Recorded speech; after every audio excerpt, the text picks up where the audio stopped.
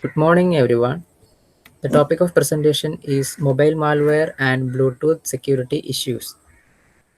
In the 21st century, mobile phones is an inevitable part of human life. It became a prestigious gadget among people, especially among youngsters. Even our government also support digital transactions such gadgets. So with increased use of Android phones, the attacks and vulnerabilities are also high.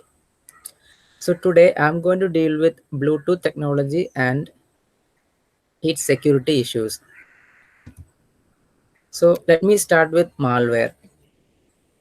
The general definition of malware is short for malicious software which can harm the system, and also termed to refer variety of forms of hostile or intrusive software.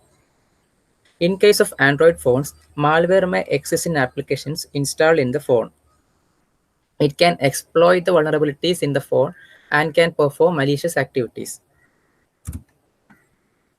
So next is the Bluetooth technology. We all are familiar with Bluetooth, which we used to send data in earlier days. Now it is replaced by Wi Fi technologies. Bluetooth is a wireless radio specification designed to replace cable as a medium for data and voice signal between electronic devices. The design is very small and it consumes low power with reduced cost. It has a range up to 2.43 MHz.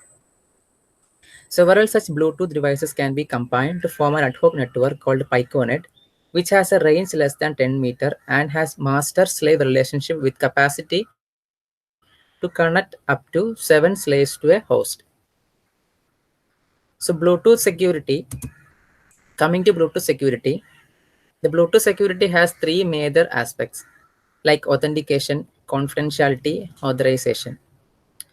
Authentication is the identification and verification of the host. Confidentiality means to protect the data from unauthorized devices or unauthorized access.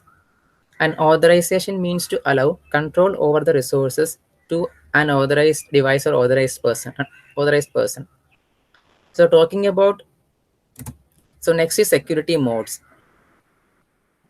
So talking about security modes, there are three modes of security. Security mode 1 does not require any authentication and it can be connect easily. In the server layer security,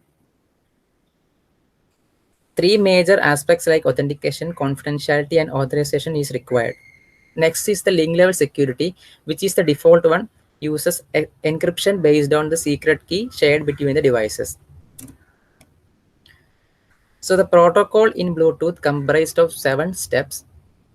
The first step is a generation of unit key, which is a permanent key generated in each devices.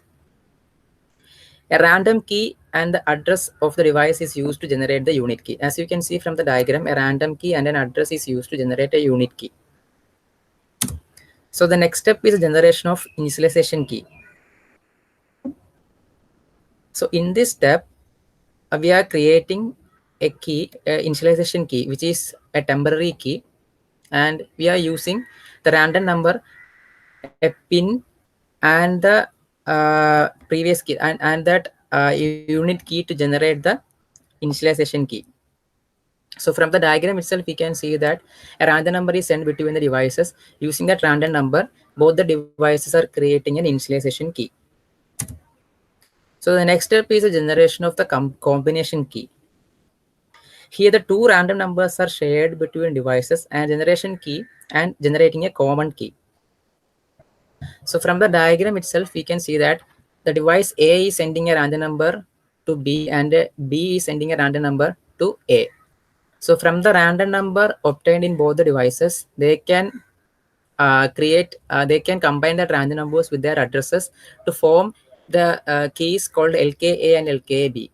So these two keys are XOR to combine the common key called KAB, which is the combination key. So in authentication, the random number is transferred from device A to device B. So the device B return the authentication response SRES, which can be verified by the device A. From the diagram, we can see that device the A is sending an address to device B, and device B calculating the SRES. SRES means which is an authentication response, and using it can be created using the common key. So it will send back to the device A.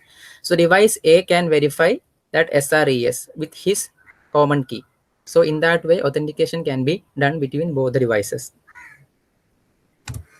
So coming to the next step, this is generation of encryption key.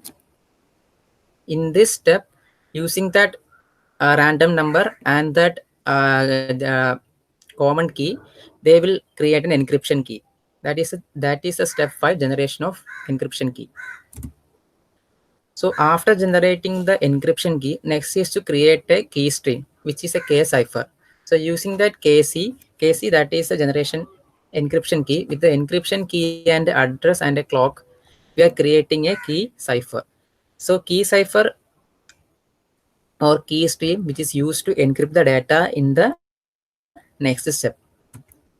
So the last step of this protocol is the encryption of data. Here, just directly taking the data to be sent and XOR with the cipher so that the data is encrypted. In this way, the data is transferred between two devices. So this is the overall protocol or overall way to transfer data between devices using Bluetooth. So the major security weakness includes a compromisation of unique key, which can be found out by a dictionary-based attack. Now, in later version of Bluetooth, it is resolved by using a Diffie-Hellman elliptic curve exchange method.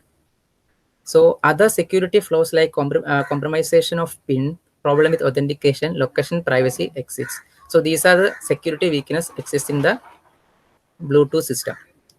So DOS attack also possible where many devices can communicate simultaneously, thereby reducing the performance and exploit the system.